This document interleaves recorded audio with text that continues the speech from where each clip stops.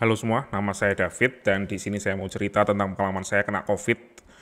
Sebenarnya saya masih belum selesai isolasi mandiri ya. Hari ini semoga terakhir. Kemarin saya sudah tes PCR dan hasilnya nanti sore jam 6. 2 hari yang lalu, hari Sabtu, em, Sabtu atau Minggu ya, saya sudah tes eh, apa namanya itu swab antigen dan hasilnya sudah negatif, tapi saya belum benar-benar yakin dan kata dokter juga masih belum selesai isolasi mandiri 14 hari ya, atau belum dapat hasil dari PCR benar-benar negatif, jadi disarankan masih isolasi juga.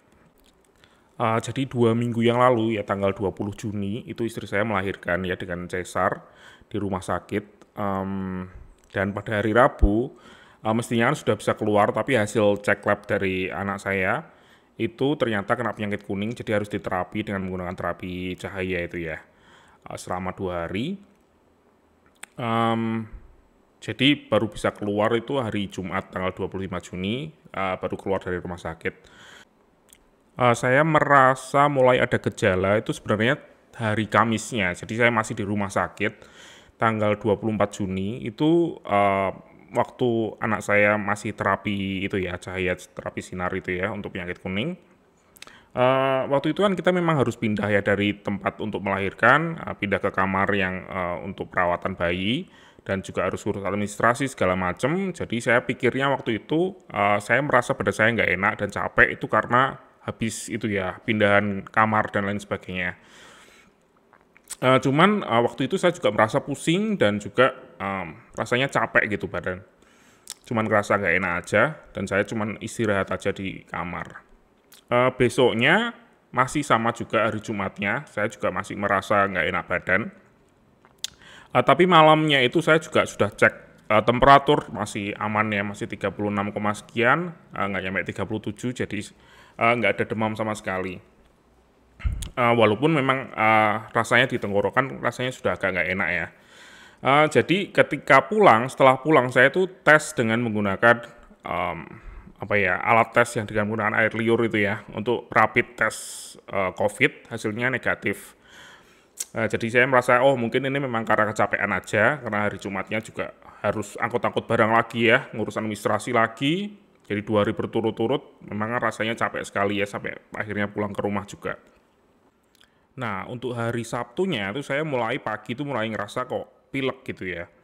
Jadi saya merasa, waduh, jangan-jangan kena COVID gitu. Saya tes lagi dengan alat yang rapid test dengan menggunakan air liur itu hasilnya masih negatif. Jadi saya masih santai-santai aja di rumah.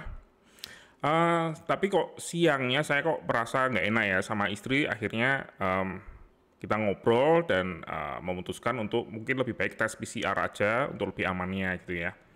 Uh, saya langsung ke klinik untuk tes PCR. Cuman kalau PCR itu kan nggak langsung ya hasilnya baru keluar besoknya gitu ya. Jadi setelah tes PCR, pulangnya saya tes lagi di klinik yang lain untuk tes swab antigen. Dan ternyata hasilnya positif. Jadi ya sudah dipastikan itu positif ya. Mestinya nggak perlu PCR sebenarnya.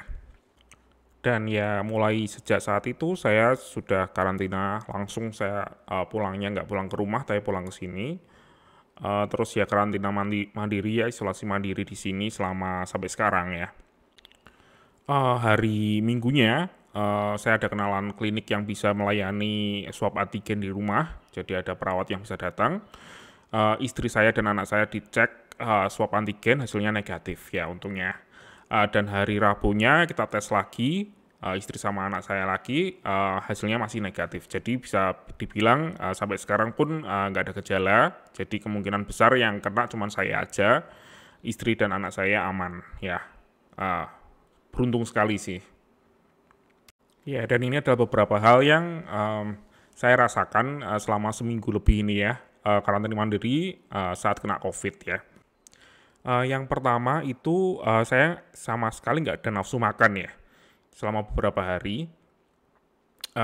Ini agak aneh sih karena saya orangnya kan suka makan dan juga suka ngemil ya. Tapi ketika kena COVID ini sama sekali nggak ada nafsu makan dan hanya makan karena saya merasa itu jam makan gitu.